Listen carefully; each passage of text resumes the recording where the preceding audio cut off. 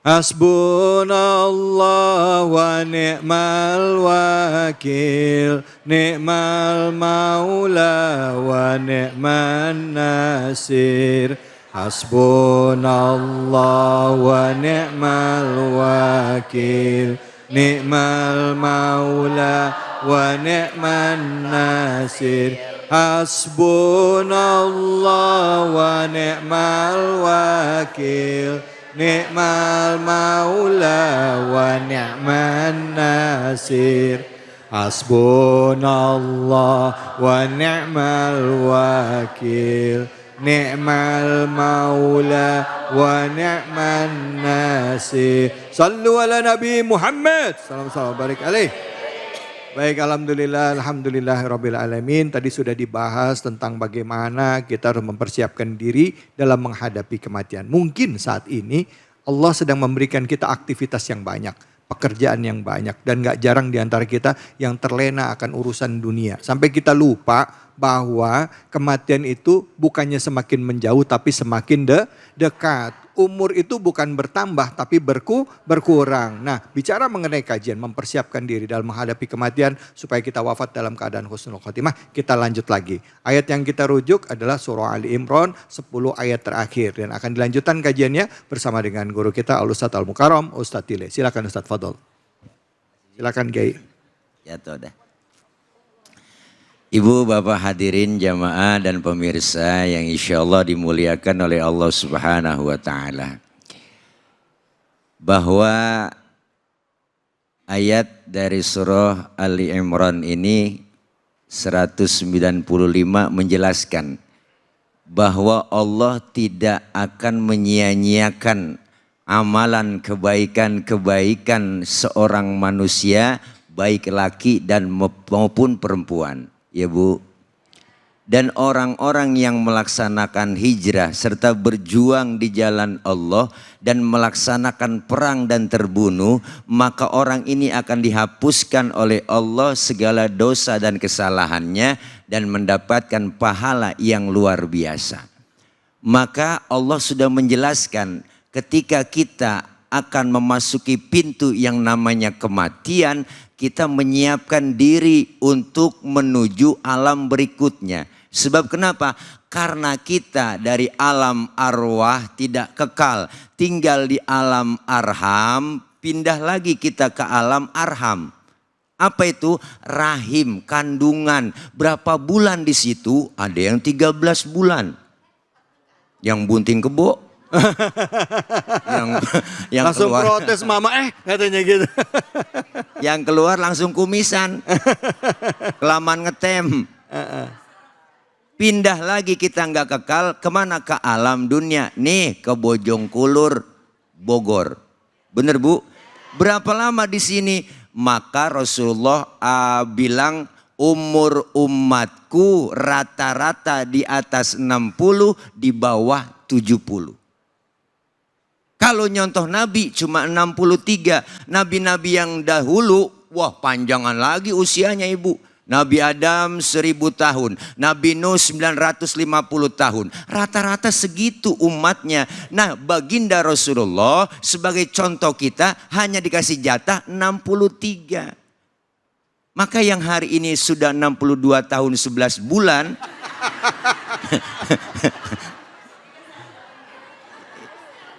Ini harap makan yang enak-enak udah Ibu. Jangan pakai pantang-pantang, embat aja udah. Sebulan lagi.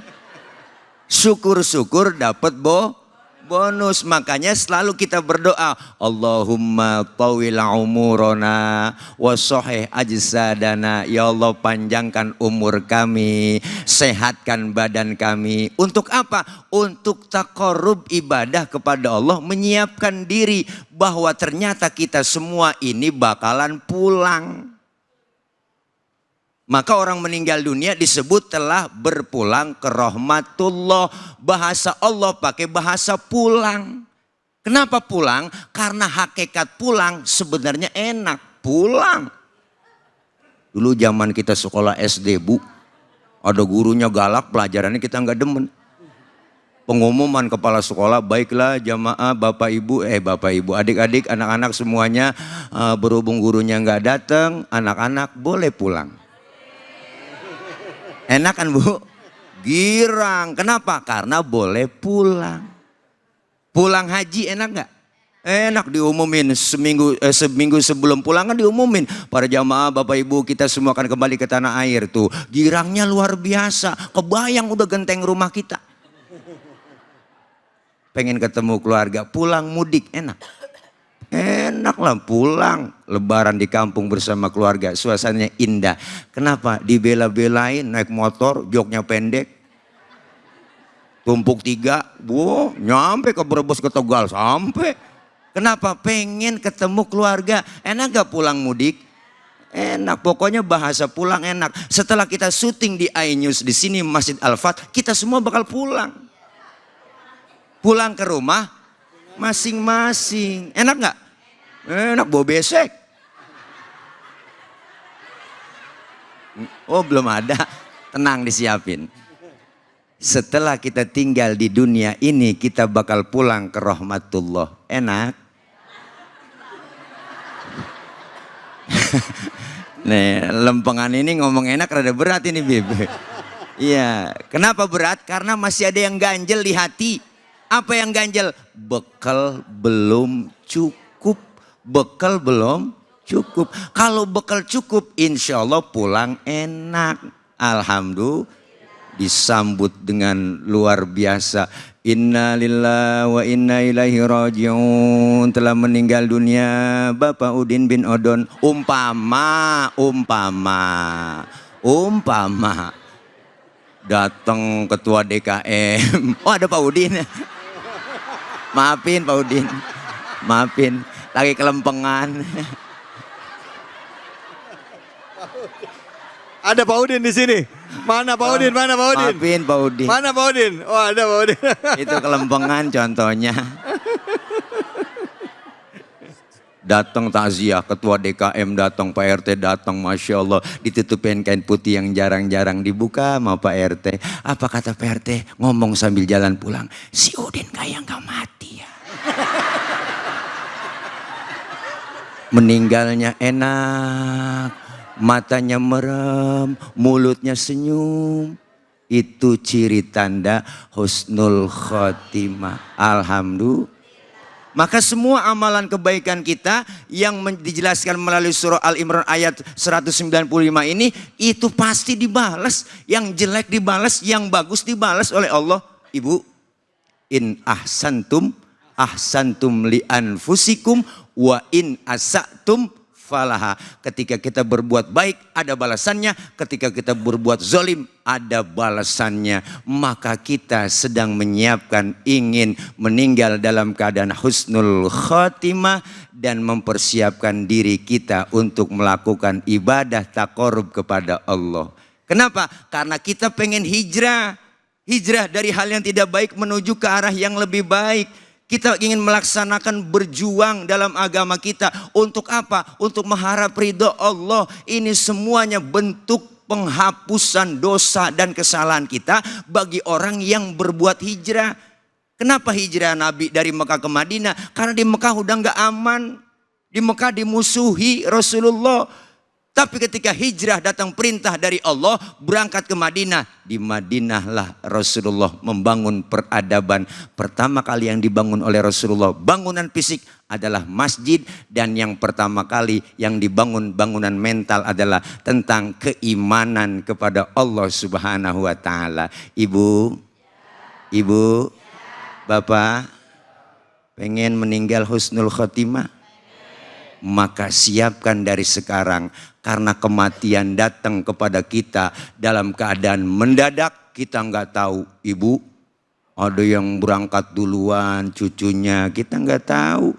Masih muda, cantik, terkenal, artis, mati sampai sekarang. Ya kan Bu? Ya kan Bu? Luar biasa. Karena kita siapkan, kaya mati, miskin mati, tua mati, muda mati. Apakah yang kaya matinya lama? Enggak. Gemuk mati, kurus. Kok nunjuknya saya Bu? nggak pilih kasih. Bahkan kata dokter, orang gemuk cepet mati. Kata dokter.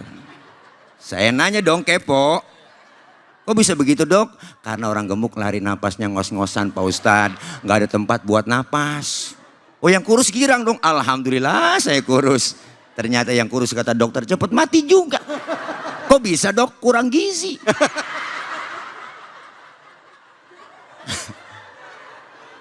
Maka jangan pernah kita cemas, jangan pernah kita khawatir. Amalan kebaikan kita, melaksanakan hijrah dan melaksanakan amal soleh, ini merupakan ada balasannya pasti dari Allah. Innaka la tukhliful mi'ad. Allah tidak akan menyia-nyiakan janjinya dan pasti akan menepati janji buat kita semua. Begitu kira-kira, udah kayaknya. Tinggal nerima gaji. Masya Allah. Hai Dede. Astagfirullahaladzim.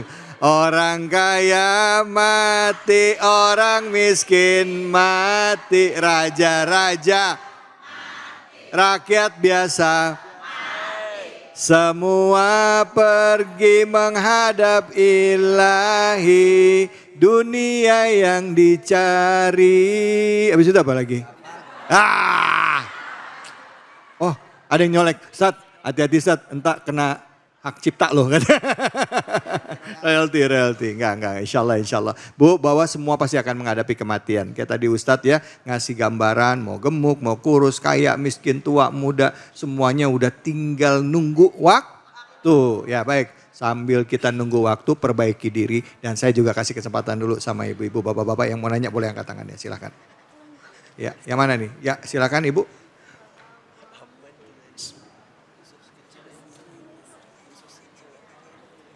Sudah mic-nya. Bismillahirrahmanirrahim. Assalamualaikum warahmatullahi wabarakatuh. Waalaikumsalam warahmatullahi wabarakatuh. Perkenalkan, saya Ibu Seprita dari pengajian Nurus Solihah RT 4. Ya. Dari Villa Nusa Indah 3. Ya Ibu, silakan Ibu. Pak Ustaz, saya mau bertanya. Apakah boleh kita meyakinkan mati suri itu adalah mati dalam keadaan yang badannya harum atau mati dalam keadaan yang husnul khotimah? Mohon penjelasannya Pak Ustadz. Terima kasih. Assalamualaikum warahmatullahi wabarakatuh. Waalaikumsalam warahmatullahi wabarakatuh. Ibu nanya tentang konteks mati suri ya Bu ya. Ya suka dikait-kaitan dengan orang yang meninggalnya husnul khotimah dan lain sebagainya gitu Bu maksud Ibu. Ya silakan Ustaz Fadl. Ya Ibu apa? Siapa? Seprita. Ibu Septi. Seprita. Ibu Seprita. Berarti lahirnya September. Iya.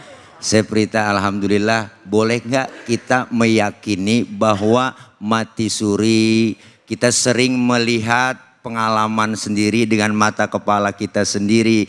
Ada pengalaman tersendiri, ada yang meninggal dalam keadaan wangi badannya, ada yang dalam keadaan tersenyum, ada yang dalam keadaan sedang ibadah, ya kan Bu? Ada banyak kan itu cerita-cerita seperti itu, bahkan kenyataan realitanya ada.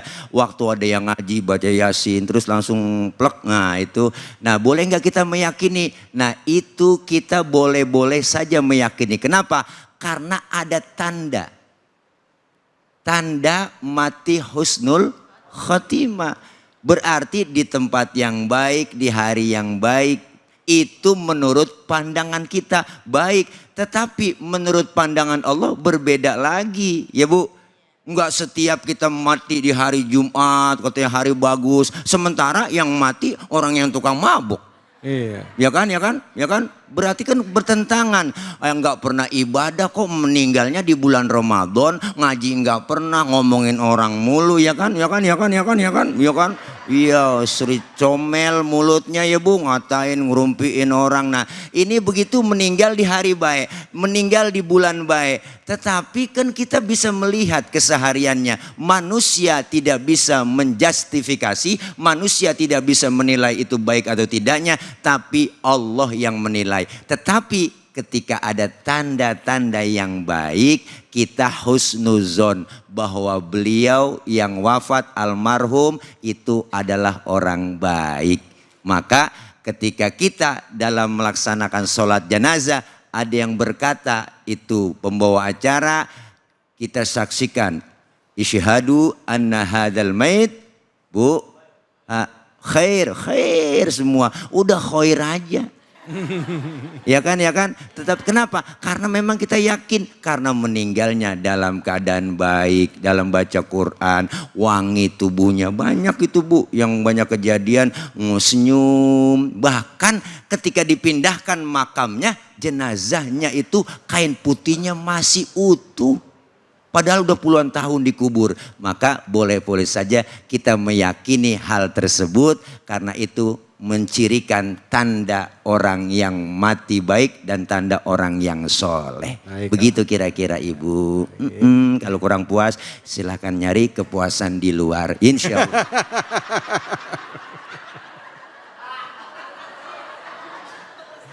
Bu Sabrita, jelas ya Bu ya?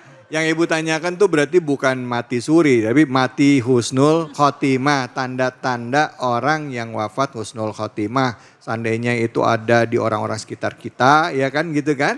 Boleh nggak kita meyakini bahwa orang itu husnul khotimah? Udah dijelaskan sama Ustaz, terjawab ya Ibu ya? Terjawab ya, Alhamdulillah. Baik, Ibu-ibu, bapak-bapak sekalian, masih banyak tentunya pertanyaan kita seputar kematian. Tadi sudah jelaskan apa yang harus kita siapkan, termasuk juga fenomena-fenomena seputar kematian. Bagaimana Islam menyikapi ini? Tentunya kami akan berikan kesempatan untuk tanya jawab lagi kepada ibu-ibu bapak-bapak semua. Hanya di sini, di Cahaya Hati Indonesia.